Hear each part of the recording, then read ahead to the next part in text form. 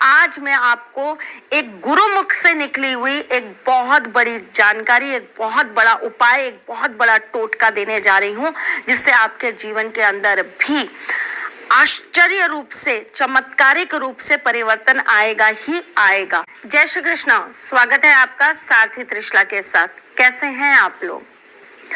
अमावस्या की रात्रि एक वो रात्रि होती है जिसके अंदर करा हुआ हर कार्य सिद्ध हो जाता है। तांत्रिक रात्रियों में सर्व सिद्धि की रात्रि मानी जाती है अमावस्या की रात्रि। इसीलिए जब दीपावली पर अमावस्या आती है तो उसको सबसे ज्यादा शक्तिमान और सर्व सिद्धिदायक रात्रियों में गिना जाता है।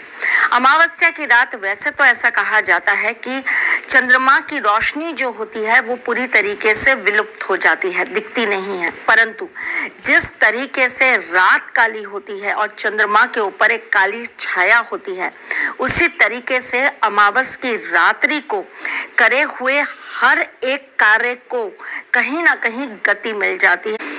अमावस की रात्रि को कुछ अचूक उपाय करने चाहिए जिससे आपके जीवन की कठिनाइयां दूर हो जाएं। अमावस की रात्रि एक ऐसी रात्रि होती है जिसके अंदर हम इन सब चीजों से पार पा सकते हैं। हम अपनी पावर्स को इतना ज्यादा बढ़ा सकते हैं कि सामने वाले की कितनी भी नेगेटिविटी हमारे साथ आ जाए वो हम पर हावी होगी ही नहीं। तो चलिए मैं आपको बता देती हूँ कि आपको इस अमावस की रात्रि क्या ऐसे अचूक उपाय करने चाहिए जिससे आपके जीवन के अंदर आपकी पावर दुगनी हो जाए और आपके घर में धन की बरकत होने लगे। मैं आपके एस्ट्रोलॉजर हूँ, वास्तुशास्त्री हूँ, चेहरा भी पढ़ती हूँ, आवाज भी पढ़ती हूँ और हाथों की लकीरें भी पढ़ लेती हूँ। लेकिन उससे पहले चूंकि आपके सारथी हूँ इसलिए आपको ये छोटी छोटी बातें बताने चली आती हूँ।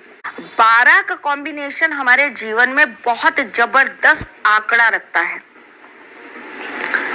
12 महीने होते हैं, 12 राशियां होती हैं, 12 हमारे जीवन के अंदर बहुत बदलाव लाता है।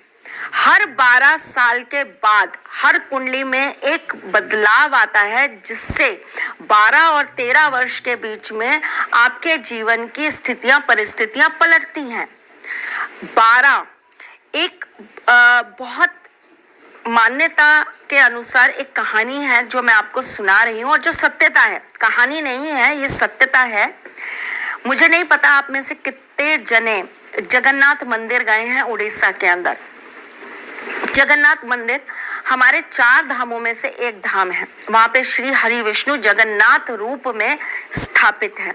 वहां की जो मूर्तियां हैं वो नीम के पेड़ की लकड़ी से बनाई जाती हैं और आपको पता है, बहुत सारे लोगों को नहीं पता, मैं गारंटी के साथ कहती हूँ, इस मंदिर में हर 12 साल बाद ईश्वर की इन मूर्तियों का देह संस्कार किया जाता है। ईश्वर का देह संस्कार किया जाता है। जी हाँ, सुनने में बहुत अजीब बात है लेकिन ये सत्य है। आप गूगल करिए, आप जगन्नाथ मंदिर की वेबसाइट पे जाइए। जो लोग वहां जाते हैं वो वहां पर जाकर इस बारे में सत्यता हासिल कर सकते हैं कि जगन्नाथ मंदिर की जो मूर्तियां हैं वो हर 12 साल बाद जला दी जाती हैं और 12 साल के बाद में पुनः नीम की लकड़ी से जगन्नाथ जी की एक नई मूर्ति की रचना की जाती है, उनकी प्राण प्रतिष्ठा की जाती है, जो अगले 12 साल तक उस मंदिर में विराजमान रहकर हमें अपना आशीर्वाद प्रदान करते हैं। जगन्नाथ मंदिर से जुड़ी और भी बहुत सारी रोचक चीजें हैं जो ये बताती है कि वहां पे साक्षात ईश्वर का वास है। वो सारी चीजें मैं आपको बहुत बाद में बताने वाली हूँ, लेकिन अभी जो आज चर्चा का विषय है वो ये है कि इस 12 का हमारे जीवन के अंदर बहुत अद्भुत आंकड़ा होता है। ऐसा कहा जाता है, ज्योतिष शास्त्र के अनुसार नारद पुराण के अंदर ऐसा बोला गया है। श्री नारद जी ने विष्णु जी के मुख से ये बात सुनकर सभी देवी देवताओं को बताई थी कि हर 12 साल बाद कुंडली में कितना भी बड़ा दोष क्यों ना हो वो समाप्त हो जाता है। अगर किसी व्यक्ति के 12 साल से बहुत अच्छे दिन चल रहे हो तो उसके जीवन में कहीं ना कुछ दिक्कत जरूर आती है। जिन लोगों को कुल दोष, वंश दोष या पितृदोष होता है वो हर 12 साल के बाद अपने जीवन में एक बड़ा झटका खाते जरूर है। जो बच्चे अपने जीवन के 12वें वर्ष में बहुत ज़्यादा दिक्कत में आते हैं या बहुत ज़्यादा परेशानी में आते हैं, वो अपने जीवन में ये गांठ बांध के रख लें कि जब वो 24वें वर्ष में आते हैं तो उनके जीवन में अद्भुत चमत्कार होते हैं और उन्हें बहुत सक्सेस प्राप्त होती है। ये 12 का आंकड़ा जो हमारे जीवन के साथ हमारे ज्योतिष के अनुसार जुड़ा है, हमारे अध्यात्म के अनुसार जुड़ा है और हमारे देवी देवताओं के जिस तरीके से आशीर्वाद स्वरूप हमसे जुड़ा है, इस 12 के आंकड़े में आज मैं आपको अमावस पे करे हुए एक विशेष उपाय के बारे में बताती हूँ, जिसके बारे में मुझे एक सिद्ध नागा बाबा ने बताया था। ये उपाय उन्होंने मुझे तब बताया था जब मैं अमरनाथ यात्रा पे गई थी, और अमरनाथ यात्रा से जब मैं लौट कर आ रही थी तो मेरी मुलाकात उनसे हुई थी और उन्होंने मुझे बताया था कि अमावस पे अगर ये उपाय किया जाए तो इंसान के जीवन की बड़ी से बड़ी परेशानी छूमंतर हो जाती है। तो चलो, अमावस की रात्रि को आपको 12 पिंड बनाने हैं। 12 पिंड किस चीज के बनाएंगे आप?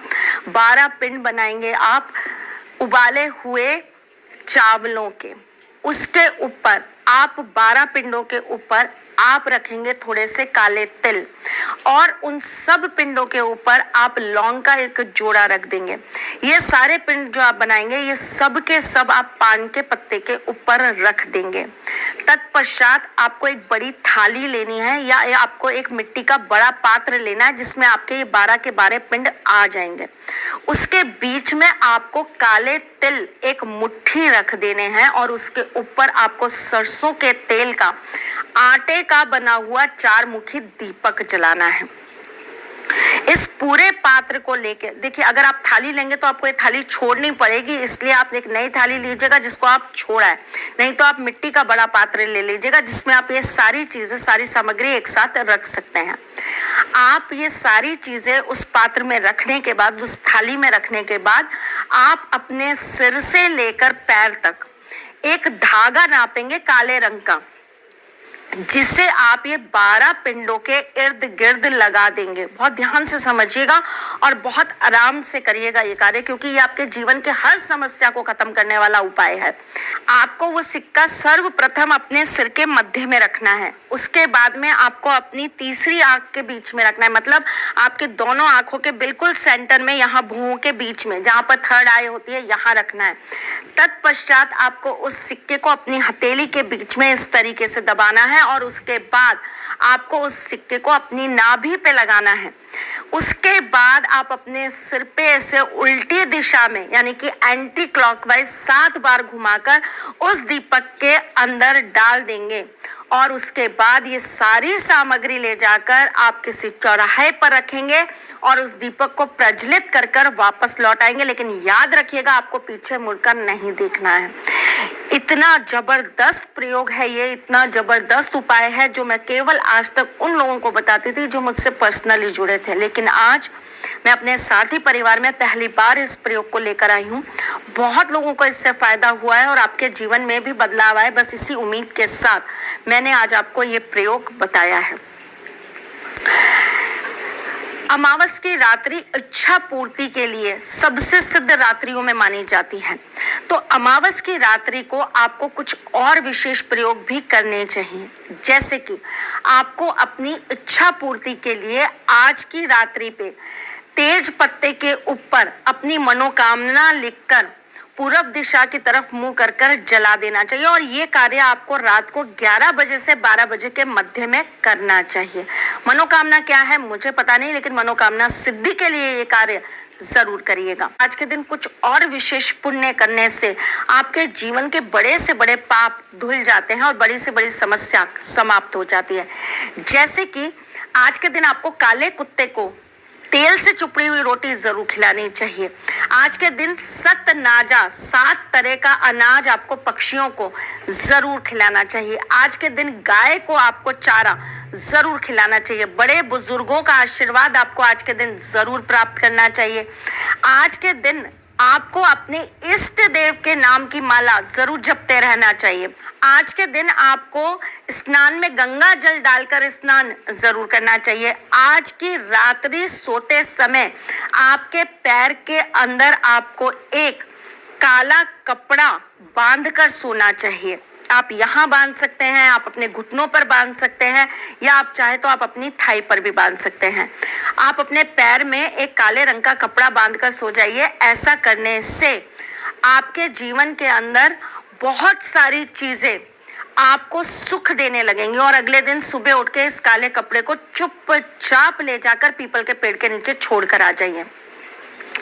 आज की रात्रि में अगर आप बैठकर अपने घर के मंदिर में या अपने घर के पवित्र स्थान पर बैठकर पूरब की तरफ मुंह करके अगर आप किसी भी मंत्र का जाप करते हैं तो वो सिद्ध हो जाता है और उसका आपको विशेष फल प्राप्त होता है।